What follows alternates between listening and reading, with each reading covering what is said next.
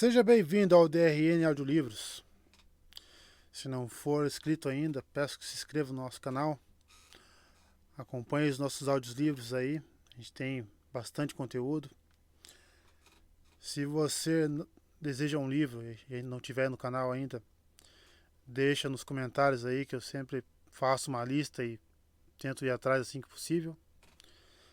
Se quiser nos dar uma força, a gente tem o Apoia-se, o Seja Membro e também o Pix. Sempre fica na descrição do canal e na descrição dos vídeos. E muito obrigado por estar acompanhando a gente nessa jornada. E vamos para as nossas leituras. Capítulo 11. Tar Valon. A pequena aldeia de Darien situava-se à margem do rio Erin. Havia quase tanto tempo quanto Tar Valon ocupava sua ilha. As pequenas casas e lojas de tijolos marrons e vermelhos e as ruas pavimentadas de pedra lhe davam um ar perene. Embora a aldeia houvesse sido incendiada na Guerra dos Trollocs, saqueada durante o sítio a Tar Valon pelos exércitos de Arthur As de Gavião, pilhada mais de uma vez durante a Guerra dos 100 Anos e incendiada de novo na Guerra dos Aiel, menos de 20 anos antes. Uma história turbulenta para uma aldeia tão pequena, mas a localização de Darien, ao pé de uma das pontes que levava a Tar Valon, era uma garantia de que ela sempre seria reconstruída, não importasse quantas vezes fosse destruída. Pelo menos, enquanto Tar Valon existisse. No início, Egwene achou que Darien estava à espera de uma nova guerra. Piqueiros marchavam pelas ruas, dispostos em fileiras ordenadas que formavam um quadrado. Eram seguidos por arqueiros em elmos achatados com abas, aljavas cheias nos cinturões e arcos enviesados no peito. Um esquadrão de cavaleiros em armaduras, com os rostos escondidos pelos elmos, abriu o caminho para verem em seu grupo com o aceno da manopla de aço do oficial.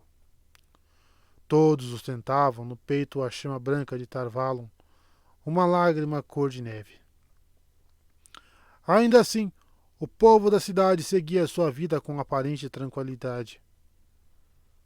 Uma multidão de mercadores se espalhava entre os soldados, como se os homens em marcha fossem obstáculos com os quais todos estivessem muito acostumados. Alguns poucos homens e mulheres com bandejas de frutas acompanhavam os soldados, tentando oferecer-lhes maçãs enrugadas e peras colhidas no inverno. Mas, fora esses, lojistas e mascates não lhes davam atenção. Veren também parecia ignorá-los, conduzindo Egwene e os outros pela aldeia em direção à grande ponte em forma de arco, elevada sobre quase uma meia milha de água, tal qual renda trançada na pedra. Ao pé da ponte, mais soldados montavam guarda, uma dezena de piqueiros e meia dúzia de arqueiros que detinham todos que queriam cruzá-la. O oficial do grupo, um homem quase calvo com uma mão pendurado no cabo da espada, parecia atormentado com a fila de pessoas à espera, a pé, a cavalo, em carroças conduzidas por bois, cavalos ou pelo próprio dono. A fila não tinha mais de 100 passos de comprimento, mas a cada vez que alguém recebia permissão para atravessar a ponte, outros cidadãos se juntavam ao início. Ainda assim, o homem quase calvo parecia não poupar tempo para se certificar de que cada um tinha o direito de entrar em Tar Valon antes de deixar que passassem. Ele abriu a boca com raiva quando Veren conduziu seu grupo ao início da fila. Depois a olhou melhor e enfiou depressa o elmo na cabeça. Ninguém que realmente as conhecesse precisava de um anel da grande serpente para identificar uma Aes Sedai. Bom dia para a senhora, Aes Sedai, disse o homem, levando uma das mãos ao coração em uma reverência. Bom dia. Querem passar, por gentileza? Veren parou ao lado dele. Um burburinho se iniciou na fila, mas ninguém elevou a voz para reclamar. Problemas com os mantos brancos, guarda? Por que paramos? Egwene se perguntou, aflita. Será que ela se esqueceu de Mat? Não exatamente, Aes Sedai, respondeu o oficial. Nada de lutas. Eles tentaram entrar no mercado de Eldone, do outro lado do rio, mas nós mostramos quem é que manda. A Merlin quer ter certeza de que não tentarão outra vez. Verin Sedai, começou Egwene, cautelosa. Matt. Só um instante, criança, retrucou a Aes Sedai, soando apenas meio distraída. Não esqueci dele. Sua atenção retornou de imediato ao oficial. E nas aldeias mais afastadas? O homem deu de ombros, constrangido. Não temos condição de manter os mantos brancos longe, Aes Sedai. Mas eles tomem assim que nossas patrulhas chegam. Parecem estar tentando nos provocar. Verin assentiu e teria seguido em frente, mas o oficial continuou a falar.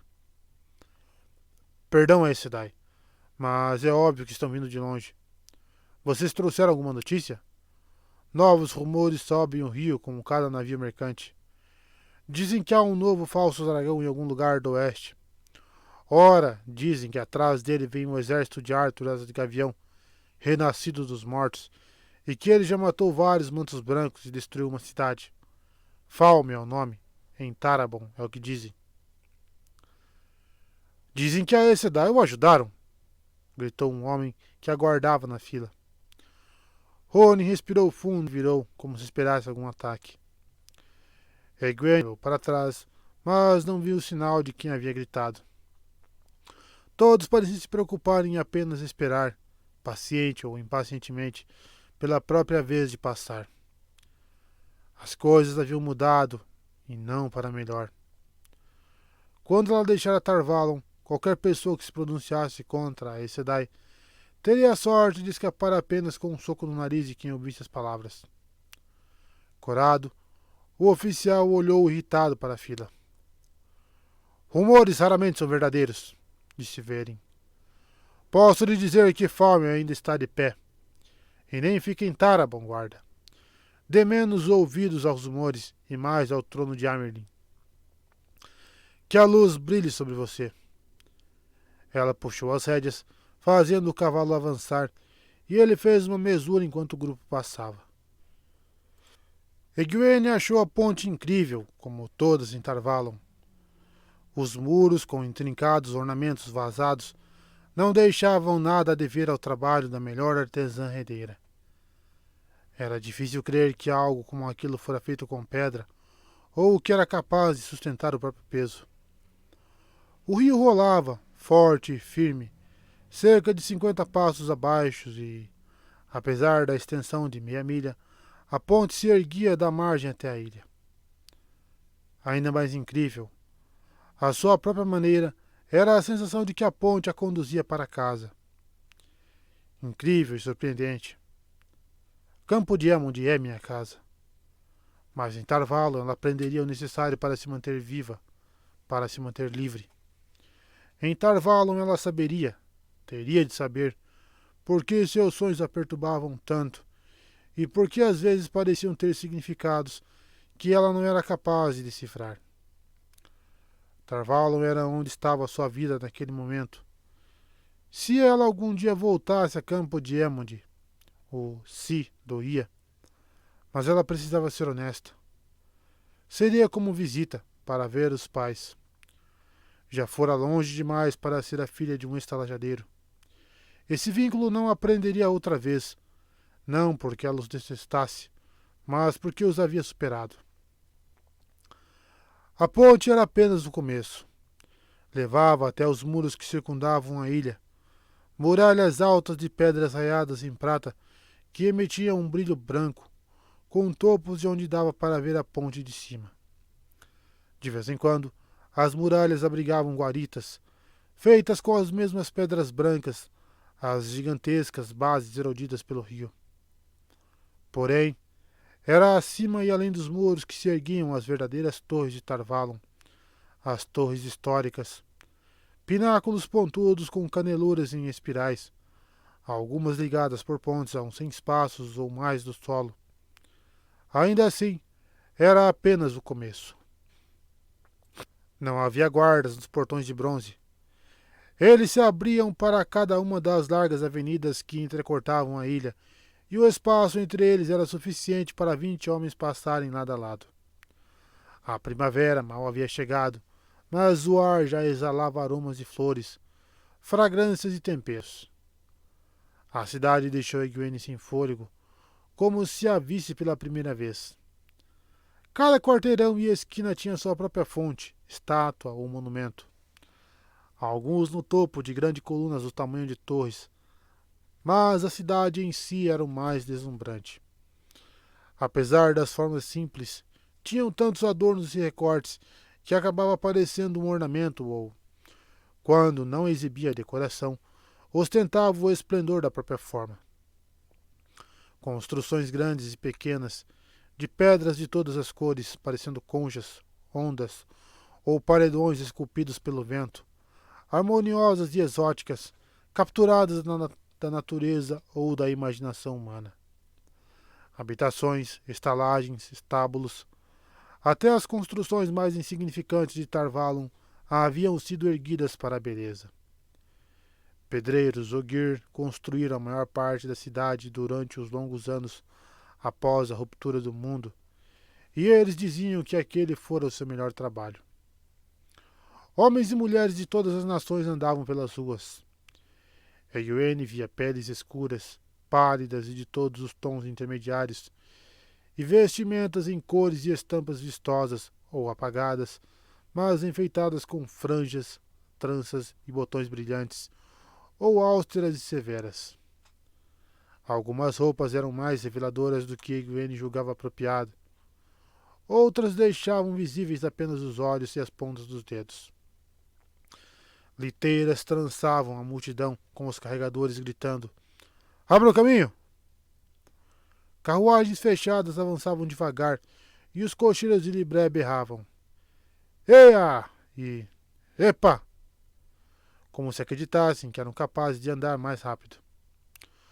Músicos de rua tocavam flautas, harpas ou gaitas, às vezes acompanhados de um malabarista ou acrobata, sempre de chapéus preparados para as moedas. Mascates gritavam, oferecendo seus produtos, e os lojistas diante das lojas anunciavam a excelência de seus artigos.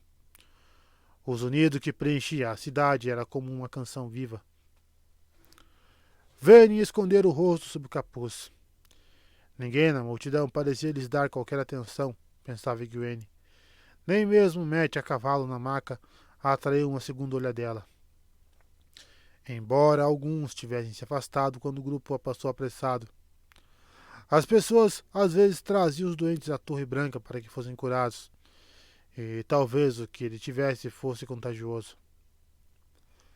Egwene cavalgou para junto de Verin e inclinou-se para falar com a Aes Sedai.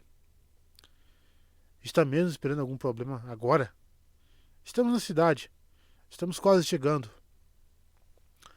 A Torre Branca já estava à vista e a imensa construção reluzia, grandiosa e imponente.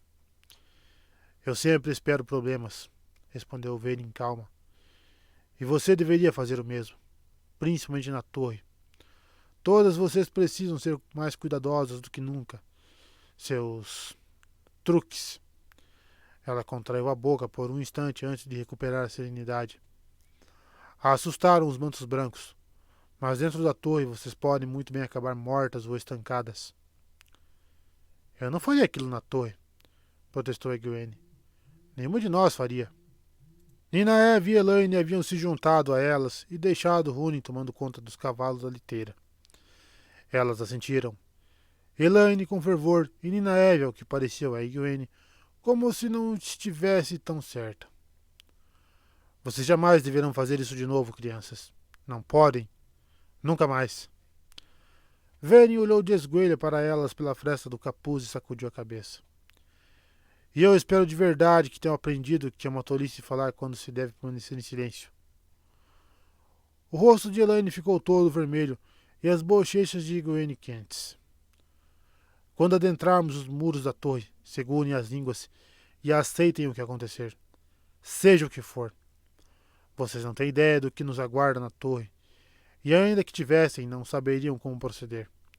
Então fiquem caladas.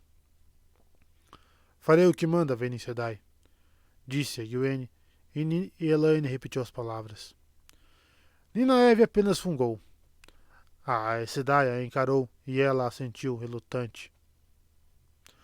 A rua se abria em uma larga praça no centro da cidade. No meio da praça ficava a Torre Branca, brilhando sob o sol, elevando-se até quase tocar o céu. Um palácio de domos, pináculos delicados e outras formas rodeadas pelos muros da torre. Havia poucas pessoas na praça, o que foi uma surpresa. Então Egwene lembrou a si mesma, inquieta, que ninguém adentrava a torre a menos que tivesse negócios a tratar. Húrin guiava o cavalo da liteira à frente e o grupo adentrou a praça. Veni Sedai, preciso deixá-la agora. Ele olhou a torre uma vez e tentou não olhá-la de novo, embora fosse difícil olhar para qualquer outra coisa. Húrin vinha de uma terra onde as Sedai eram respeitadas, mas respeitá-las era bem diferente de querer estar cercado por elas. Você foi de grande ajuda na nossa jornada, Húrin, disse Verin, e foi uma longa viagem. Poderá descansar na torre antes de seguir viagem. Húrin negou com a cabeça, enfático. Não posso perder nenhum dia, Verin Sedai, nem mais uma hora. Preciso voltar a Shienar para contar ao rei Ezar e a Lorde Ajomar a verdade sobre o que ocorreu em Falme. Preciso contar a eles sobre... Ele parou de repente e olhou em volta. Não havia ninguém por perto para escutar, mas mesmo assim baixou a voz e disse apenas: sobre Rand, que o dragão renasceu. Deve haver navios partindo rio acima e pretendo embarcar no próximo. Sendo assim, vá pela luz, Húrin de Shienar, disse Verin. Que a luz ilumine todas vocês, respondeu ele, segurando as rédeas. Hesitou ainda um instante e acrescentou: se precisarem de mim, a qualquer hora, mande uma mensagem a Faldara e darei um jeito de vir. Ele pigarreou, como se acanhado, virou o cavalo e foi embora, passando pela torre. Em pouco tempo, havia desaparecido. Ninaeve sacudiu a cabeça, exaltada. Homens. Sempre dizem para chamá-los se for preciso, mas quando precisamos deles de verdade, precisamos na hora.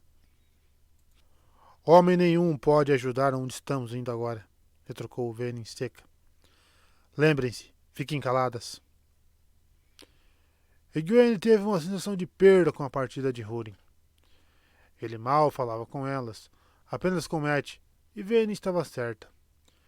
Era só um homem impotente feito um bebê quando se tratava de encarar o que as aguardava na torre. Ainda assim, sua partida reduziu o grupo em um, e ela não conseguia parar de pensar que era muito útil ter um homem com uma espada por perto. E ele fora um elo com Rand e com Perrin. Tenho minhas próprias perturbações. Rand e Perrin teriam que se virar com Moiraine para cuidar deles. E é claro que Min vai cuidar de Rand, pensou, com um lampejo de ciúmes que tentou sufocar. Quase conseguiu. Ai, ai, ai, hein? Ela suspirou e assumiu o comando do cavalo da liteira. Mat estava deitado, todo vestido, e sua respiração era um ronco seco. Falta pouco, pensou. Você será curado daqui a pouco, e nós vamos descobrir o que nos aguarda. Ela desejou que Verin parasse de tentar assustá-las. Verin fez o grupo contornar os muros da torre até um pequeno portão lateral que se encontrava aberto com 2 guardas.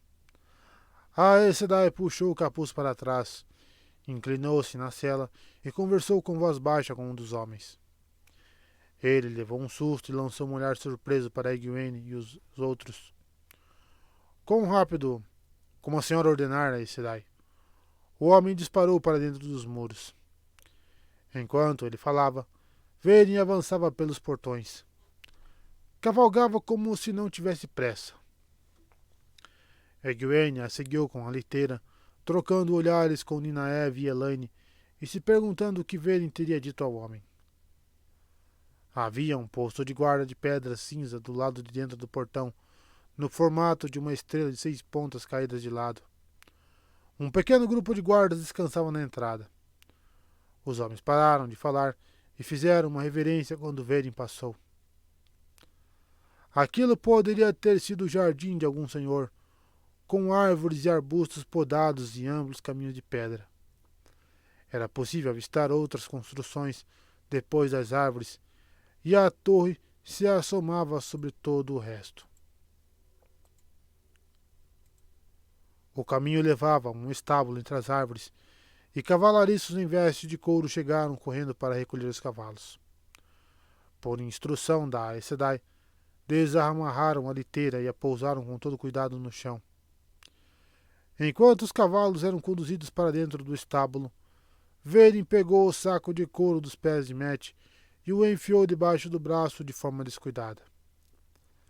Ninaeve parou de massagear as costas e franziu a testa para a Aes Sedai. Você disse que ele talvez tenha algumas horas. Você vai só... Verin ergueu uma das mãos, mas se foi o gesto ou o som de passos esmigalhando o cascalho ao se aproximar que interrompeu Ninaeve, Egwene não soube dizer. No mesmo instante, Sherian Sedai surgiu, seguida por 3 aceitas de vestidos brancos com bainhas que exibiam as cores de todas as 7 ajas, da azul à vermelha, e 2 homens robustos em casacos grosseiros. A mestra das noviças era uma mulher levemente roliça e de maçãs do rosto altas, algo comum em Saldaeia. Os cabelos vermelhos fogo e os olhos verdes, claros e oblíquos, tornavam o rosto liso de Aes Sedai mais impressionante. Ela olhou Egwene e os outros com calma, mas a boca estava contraída. Então você trouxe de volta nossas 3 fugitivas, Verin. Com tudo o que aconteceu, quase desejei que não tivesse acontecido. Nós não... começou a dizer Egwene, mas Verin a cortou severa. Silêncio! Verin encarou cada uma das 3 como se a força de seu olhar pudesse calá-las. Egwene estava certa de que podia, pelo menos ela. Nunca vira Verin irritada antes. Ninaeve cruzou os braços sobre os seios e murmurou entre dentes, mas não disse nada. As 3 aceitas atrás de Sherian permaneciam em silêncio, naturalmente, mas Egwene pensou poder vê-las apurando os ouvidos para escutar. Quase teve certeza de que Egwene e as outras continuariam quietas. Virou-se novamente para Sherian.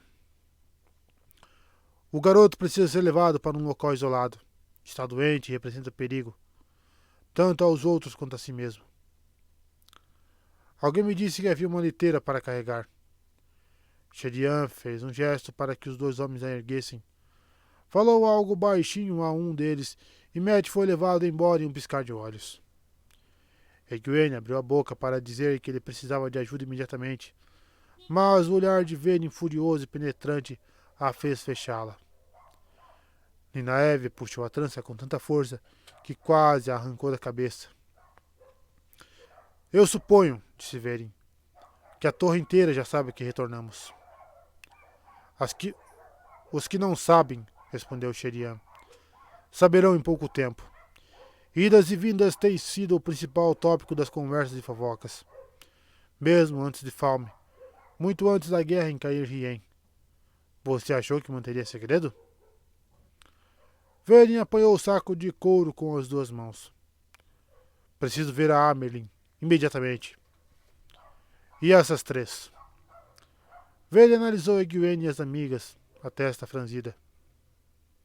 Precisam ser vigiadas de perto até que a Amerlin deseje falar com elas. Se desejar. Vigiadas de perto, preste atenção.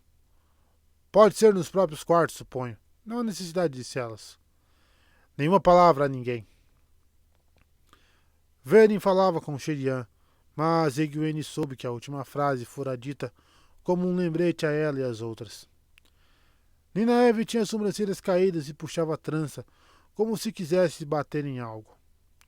Os olhos azuis de Elaine estavam arregalados, e o rosto ainda mais pálido do que de costume. Egwene não sabia ao certo que sentimento demonstrava, se raiva, medo ou preocupação. Um pouco dos três, pensou. Com um último olhar penetrante às três companheiras de viagem, Verin saiu apressada, o saco agarrado ao peito, o manto dapejando atrás de si. Sherian levou as mãos à cintura e examinou Egwene e as outras duas. Por um instante, Egwene sentiu a tensão aliviar. A mestra das noviças sempre tinha um temperamento sereno e um senso de humor complacente, mesmo ao passar tarefas extras ao que quebravam as regras. Sherian, no entanto, falou com a voz severa. Nenhuma palavra, foi o que disse Verin Sedai. E nenhuma palavra será. Se alguma das três abrir a boca para dizer algo, a não ser, é claro, em resposta a uma Aes Sedai, farei vocês desejarem ter só uma surra e algumas horas limpando o chão para se preocupar. Estamos entendidas?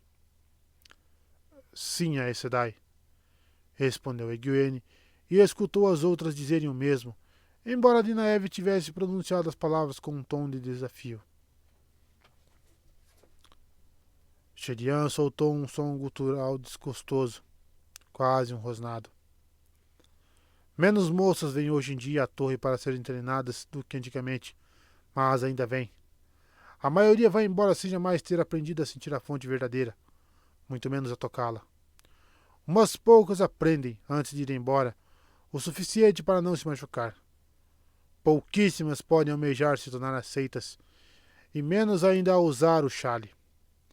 É uma vida difícil, de difícil disciplina, e ainda assim todas as noviças lutam para aguentar e obter o anel e o chale. Mesmo quando choram todas as noites antes de dormir de tanto medo, elas lutam para aguentar. E vocês três, que nasceram com uma habilidade maior do que eu jamais esperei ver na vida, deixaram a torre sem permissão. Fugiram feito crianças irresponsáveis, ainda quase sem treinamento, e passaram meses fora. E agora voltam como se nada tivesse acontecido, como se pudessem retomar o treinamento amanhã de manhã. Ela respirou fundo, como se do contrário fosse explodir. Falem! As três aceitas se sobressaltaram, como se tivessem acabado de ser pegas bisbilhotando, e uma delas, uma mulher escura de cabelos encaracolados, deu um passo à frente. Eram todas jovens, embora mais velhas que Nynaeve. A aceitação rápida de Nynaeve fora extraordinária. Uma noviça costumava levar anos para receber os anéis da grande serpente usada pelos aceitas, e mais alguns anos até poder ter esperança de ser elevada à Aes Sedai completa. Levem as moças para os quartos, ordenou Sherian. Elas podem receber pão, caldo frio e água, até que o trono de Amer lhe diga o contrário. E, se alguma pronunciar uma palavra sequer, podem levá-la para as cozinhas e colocá-las para esfregar panelas. Ela se virou e saiu a passos largos. Até as suas costas se expressavam raiva. Fallen olhou Egwene e as outras com um ar quase esperançoso, em especial Nynaeve, que tinha uma expressão furiosa. O rosto redondo de Fallen não demonstrava amor pelas que quebravam as regras de maneira tão extravagante, e menos ainda por alguém como Nynaeve, uma bravia que recebera o anel sem nunca ser noviça, que canalizara antes de sequer ter entrado em Tarvalon. Quando ficou óbvio que Nynaeve manteria a raiva para si, Fallen deu de ombros. Quando a Amer lhe mandar buscar vocês, provavelmente serão estancadas. Já chega, Fallen, retrucou outra das aceitas. A mais velha das três, de pescoço delgado, pele cor de cobre e andar gracioso. Vou levar você, disse Nynaeve. Eu me chamo Theodrin e também sou bravia. Vou seguir as ordens de Sherian Sedai, mas não vou atormentá-la. Venham. Nynaeve lançou a Egwene um olhar preocupado, depois deu um suspiro e deixou que Theodrin a levasse. Bravias, murmurou Fallen. Vinda dela, a palavra soava como um palavrão. Ela se virou e encarou Egwene. A terceira aceita, uma jovem bonita de maçãs do rosto redondas e vermelhas, parou ao lado de Elaine. Tinha a boca repuxada nos cantos, como se quisesse sorrir, mas o olhar austro que lançou a Elaine dizia que ela não toleraria bobagens. Egwene retribuiu o olhar de Fallen com a maior placidez possível e esperava algo semelhante ao desprezo altivo e silencioso que Elaine adotara. Área vermelha, pensou. Essa definitivamente escolherá as vermelhas. Mas era difícil não pensar em suas próprias preocupações. Luz. O que elas vão fazer com a gente? Ela se referia às Aes Sedai, a torre, não aquelas mulheres. Muito bem, vamos, disse Fallen, ríspida. Já vai ser péssimo ter que montar guarda na sua porta sem ficar parada aqui o dia inteiro. Vamos. Egwene respirou fundo, agarrou a mão de Elaine e seguiu. Luz. Tomara que elas curem Matt.